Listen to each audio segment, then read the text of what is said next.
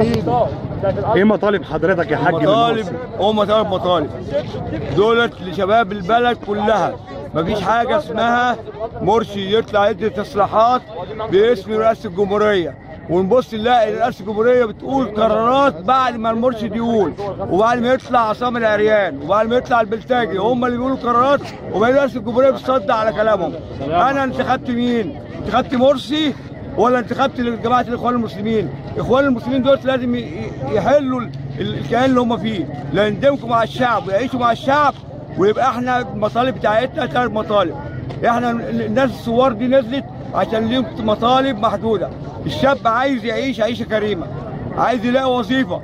مفيش برنامج من ساعه ما مرسي مسك او الحكومه بتاعته برنامج قصير المدى وبعيد المدى.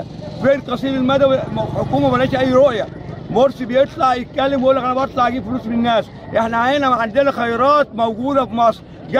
جبل السكري اللي هو دلوقتي بقى له 2 سنين حسني مبارك ما بيسرقش فيه. فين الدهب موجود؟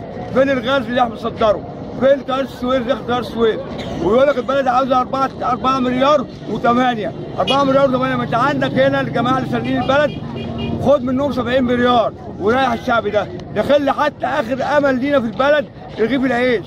رغيف العيش اللي هو بيقول لي 3 رغيفه على كل شاب.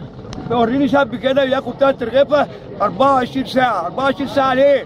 انت عاوز تعمل ايه في الشعب تاني يا عم مرسي؟ انت مش قد الحكم، اتوكل على الله وشوف واحد تاني يحكم الشعب ده. هتقول لي مفيش بديل؟ مصر ولاده بخير جنود الارض. ده ربنا اللي قال كده اهو، مش احنا اللي قلنا. خير جنود الارض موجوده في مصر. لكن تقول لي مرسي مفيش الا هو؟ لا يا حبيبي، في غيرك كتير. مصر مليانه ولاده، احنا ما بنغلطش في حد.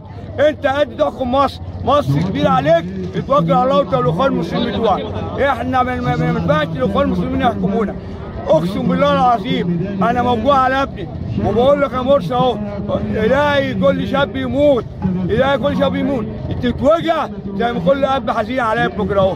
لو انت ما شفتش الشعب المصري وشفت الشباب بتاعت مصر، انا راجل كبير في السن مش عايز حاجه بالدنيا، انا عايز اشوف الناس دي فين الوظايف، فين الامل، فين الامل موجود للناس دي؟ انت 7 اشهر ما عملتش اي امل يا حبيبي. ما نخطبش يا عم، احنا مش عايزين امل لشباب مصر. عاوز مسكن للشاب، عايز رؤبه شريفه للشاب. انت بتقول لي طبق الشريعه يا عم، الشريعه في دماغي، انا مش ضد الشريعه، لكن اكل الشباب وامنع السرقات في البلد، واعمل للشاب ان هو هيبقى ليه مسكن. البنت اللي عاوزه تتجوز اللي عنسوا بنات مصر عنست، دي احنا بنصيبه.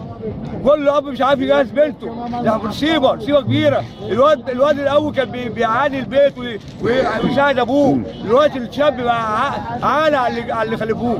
انا دلوقتي البنت بقى بجوزها وبغور من بيتها. فين الشاب النهارده هيقعد لي عايز مني فلوس كل يوم؟ اجيب له منين فلوس كل يوم؟ هنا فين العدل؟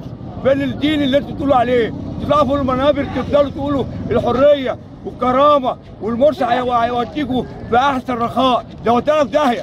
حسب الله.